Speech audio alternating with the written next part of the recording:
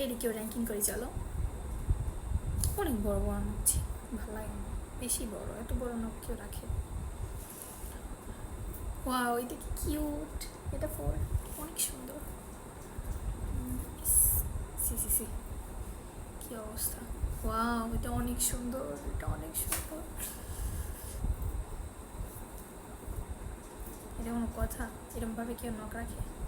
C, এটা ভালো লাগে না। ইস, ত্রিকোণ নখ, এটা সুন্দর আছে।